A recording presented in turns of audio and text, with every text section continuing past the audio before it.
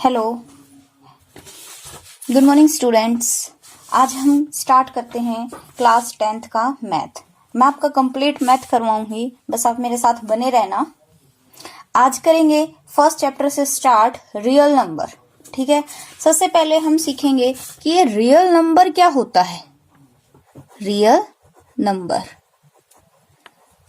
एक छोटी सी language, simple सी language में अगर मैं आपको बताऊं तो रियल नंबर्स क्या होते हैं। आज तक आप जितने भी नंबर्स को देखते हैं वो सारे ही क्या होते हैं, रियल नंबर। आपने अलग अलग पार्ट्स में बहुत सारे नंबर्स को पढ़ा है, नेचुरल नंबर, होल नंबर, ये सारे ही क्या होते हैं, रियल नंबर्स ही होते हैं। ठीक है, अगर डेफिनेशन अगर हम इसकी डिवाइड करें तो क्या होता है, नेचुरल नंबर्स, ठीक है, plus whole numbers plus integers plus rational number plus irrational number. ठीक है, ये सारे ही क्या होते हैं, रियल नंबर। इन सभी को जब हम मिला देते हैं तो क्या बन जाता है, रियल नंबर। अब आपको अलग अलग पता है नेचुरल नंबर्स क्या होते हैं। नेचुरल नंबर्स क्या होते हैं, जो 1 से स्टार्ट होते हैं। ठीक है, जो 1 से स्टार्ट होते हैं, 1 2 3 4 और ऐसे ही चलते रहते हैं n तक। ठीक है, ये क्या होते हैं, नेचुरल नंबर। ठीक है, सेकेंड होल नंबर्स और नेचुरल नंबर्स में एक ही डिफरेंस है। नेचुरल नंबर 1 से स्टार्ट होते हैं और ये 0 से स्टार्ट होते हैं। ठीक है, कहां से स्टार्ट होते हैं, 0 से। 0 1 2 3 4 और ये भी इन्फिनिटी तक चलते रहते हैं। क्लियर है। अब आता है इंटीजर।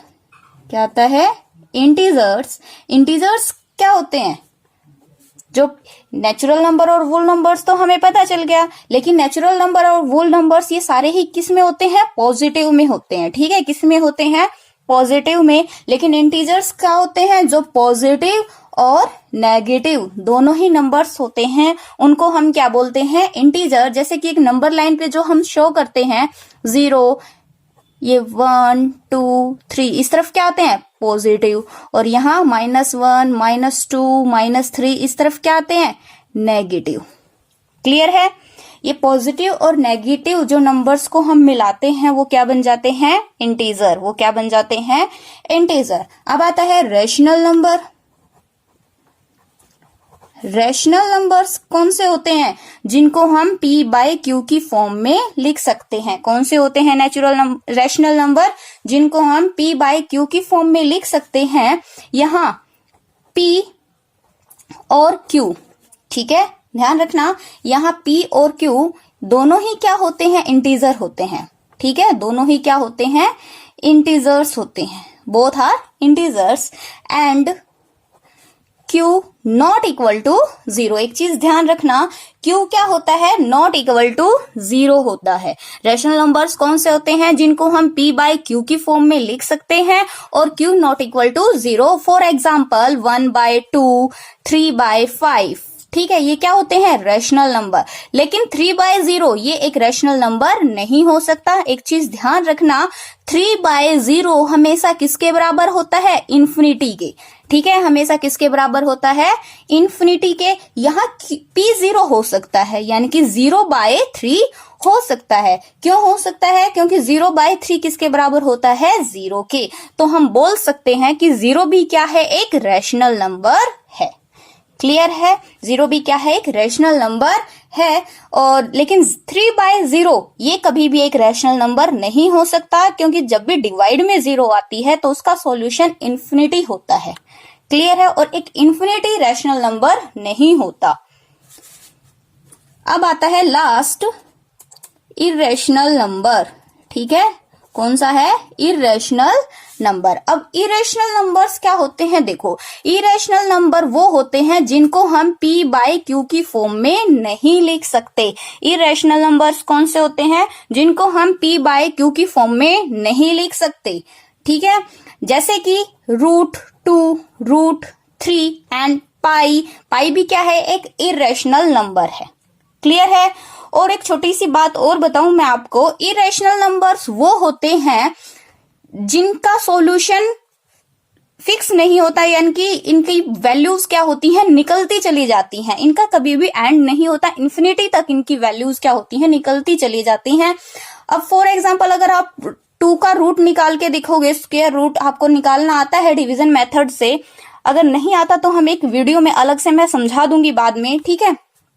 अगर हम 2 का स्क्वायर रूट्स निकालते हैं तो पॉइंट में वैल्यू चलती जाती है, समझ में आया। उसको हम p बाय क्यू की फॉर्म में नहीं लिख सकते, तो वो क्या होता है, एक इरेशनल नंबर।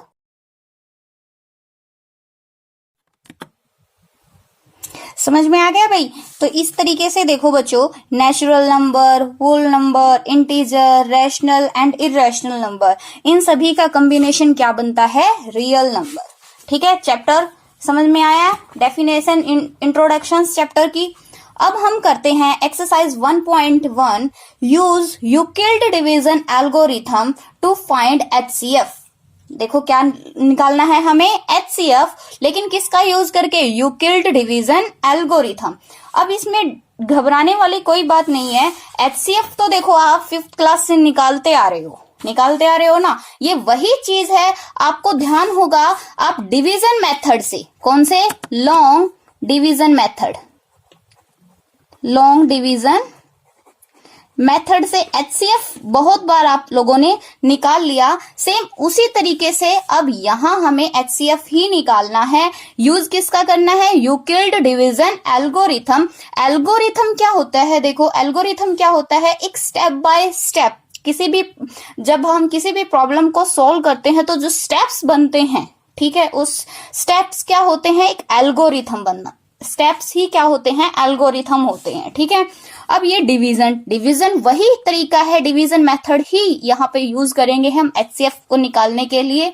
ठीक है, अब जो यूक्लिड डिवीजन एल्गोरिथम है, इसके स्टेप्स को हमने एक इक्वेशन में कन्वर्ट किया है। वो इक्वेशन क्या होती है, देखो, A is equal to BQ plus R।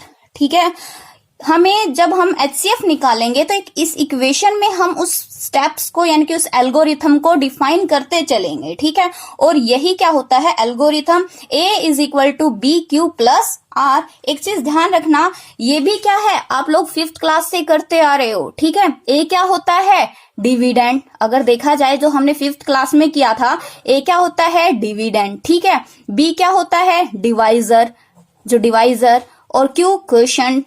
हम लोग करते थे ना, ये इक्वेशन बनाते थे, प्लस रिमाइंडर। जब भी हम कोई डिवाइड करते थे तो इसी तरीके से होता था, समझ में आया। वही चीज अब यहाँ है। चलो अब क्वेश्चंस करते हैं। हमें क्या निकालना है, 135 एंड 225 का क्या निकालना है, HCF निकालना है यूक्लिड डिवीजन एल्गोरिथम से। सबसे पहले हम ये देखेंगे कि इनमें से ग्रेटर देन कौन सा है, 225 ग्रेटर देन 135।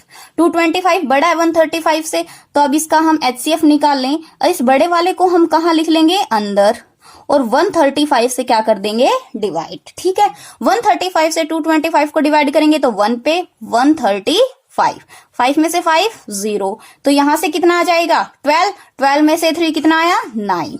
क्लियर है। अब देखो जब हमने ये डिवाइड किया तो हमारी जो यूक्लिड डिवीजन एल्गोरिथम है उसकी इक्वेशन क्या थी, A is equal to BQ plus R। समझ में आया। हम इसको इसी में कन्वर्ट कर देंगे, A जिससे हमने डिवाइड किया है। ठीक है, तो 225 इज इक्वल टू B, ये जिससे डिवाइड किया है 135 मल्टीप्लाई 1 प्लस R यानी कि 90, बन गई इक्वेशन। यूक्लिड डिवीजन एल्गोरिथम में हमने क्या कर दिया, इसको कन्वर्ट कर दिया। ठीक है, अब हम इसको आगे करेंगे। अब यहाँ पे हम डिवाइड का साइन दोबारा से लगा लेंगे एंड जिससे हमने पहले डिवाइड किया था उसको अब हम क्या कर लेंगे, अंदर लिख लेंगे। ठीक है, अब हम यहाँ पर 90 से डिवाइड करेंगे, किस पे जाएगा, 1 पे। 91 जा 90, क्योंकि 92 जा कितना होता है, 180। ठीक है, यहां से 5 एंड 4 45। अब देखो इसको फिर इक्वेशन में कन्वर्ट करेंगे। अब हमने डिवाइड किसको किया है, 135, तो यहां लिख देंगे 135 इज इक्वल टू किससे किया है, 90 से। मल्टीप्लाई कितना आया 1 प्लस रिमाइंडर कितना बचा 45। सेकेंड एल्गोरिथम बनी, समझ में आया? सेकेंड स्टेप बनाना, ये एल्गोरिथम बनती चली जा रही है। अब हम दोबारा से फिर करेंगे डिवाइड। ये हम तब तक करेंगे जब तक हमारा रिमाइंडर 0 नहीं आ जाता। अब किसको डिवाइड करेंगे 90 को। अब फिर किसको करेंगे 90। 45 की टेबल में 90 कितने पे आया 2 पे। 45 2 जा 90, तो 90 में से 90 गया 0। क्लियर है? ये तब तक किया जब तक हमारे रिमाइंडर कितना नहीं आ गया 0। अब फिर एक स्टेप और बन गया, क्या आ गया 90 is equal to 45 multiply 2 plus 0। समझ में आया? ये हमारी क्या बन गई एल्गोरिथम। ये क्या बन गई एल्गोरिथम। अब हमें देखना है कि HCF क्या है।